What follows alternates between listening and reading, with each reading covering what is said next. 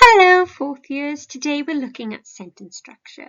Sentence structure just basically means what type of sentence is it and what punctuation has been used. So let's go through the first type of sentence. Don't worry about this. I remember when I first came across this, I was like, oh, I didn't realise there were different types of sentences. Well, there are. There are questions, which end with a question mark.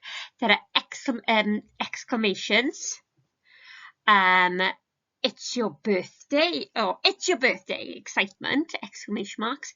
There are commands such as sit down. A question of that would be, would you like to sit down? A command would be sit down. There are lists. Before you sit down, I would like you to tidy away your books, pick up all the shavings off the floor, put away my calculators and wipe the desks clean.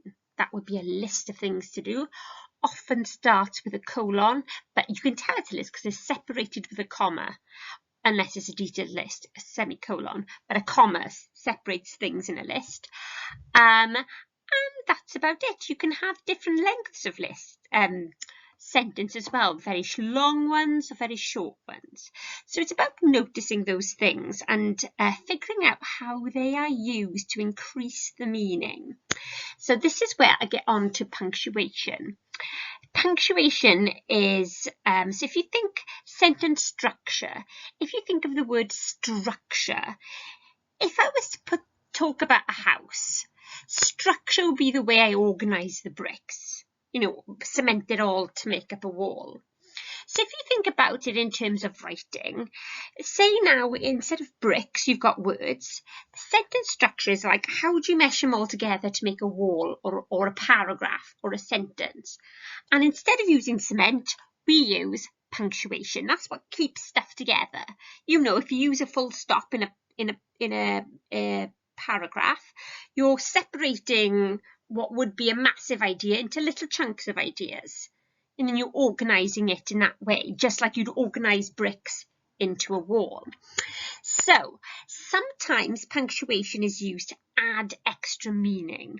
Now, underneath, you should be able to work out how, and this is completely made up, but I've written some statements about pupils, fake pupils, and you've got to tell me how do I really feel about them. Okay, as a teacher, I'm never going to say, I really like you, you're my favourite. You're not supposed to have favourites. I'm certainly not allowed to say, I don't like you at all. But how does my sentence structure or punctuation suggest something? So let's go through a few things. You could have exclamation marks, could be shock, horror, or surprise. Sometimes you can use brackets to add extra information, and that extra information can be used to get across a feeling. So imagine I didn't like a headmaster, okay, and I thought that his letter to all the parents about when the school was opening was rubbish. I'd say he's a response, bracket, of sorts, brackets, was given to the pupils. What I mean by that is that letter, nobody could understand it. It was so vague. I'm not allowed to say that, but I might use brackets, add extra information to really get across something. Also, watch out for when someone says an opinion but present it as a fact using brackets or dashes. So they just add extra things. So I could say, and this is a fact, Portobello High School, bracket, a secondary school in Edinburgh, bracket, is where I work, full stop. Okay, it's just a fact, it's extra information. But what if I said Portobello High School, bracket, the best secondary school in Edinburgh, bracket, is where I work. Now that's very complimentary, but it's also an opinion which is coming across as a fact. So watch out for them. So you've got to think about, why is that extra information being given? Same with ... ellipsis can suggest to you a never-ending job. It either means you're interrupted or it goes on and on and on. So, for example, if I wanted to get across the message to you that I was hardworking, I might list all the jobs I did today. Answered email, took a register, wrote reports, marked essays, did lessons. Now, saying I was really desperate to try and get across I'm hardworking, instead of just saying I'm really hardworking, well, you'd be like, well, you're up yourself, aren't you? Kind of, that's what you believe. But what if I just listed everything so you could see all the things I've done and put ... on the end? And the ... means, and it goes on. Okay?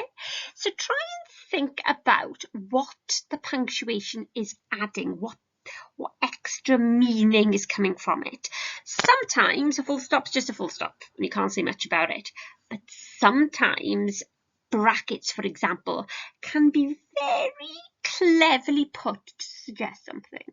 It's all about how it is sentence structure, punctuation, how is it used to persuade you sometimes. So, like, and I know none of you would have one for me, but in days gone by when we used to have detentions, used to have to write a detention slip about why someone was getting a detention. And oh my goodness, sometimes if someone had been really naughty, I would write a really long list of what they did with a ... at the end. And if you ever got that from me, you knew I was absolutely livid. I was so angry. But I'm not allowed to do that. You know, I'm not allowed to say, I'm really angry with your, because that makes me look rubbish. So if I just use sentence structure to hint at something, it's a very powerful position sometimes to be in. So use it to your advantage, folks. Hope you have a lovely weekend when it comes, and I'm delighted at the prospect of seeing you very soon. Bye, folks.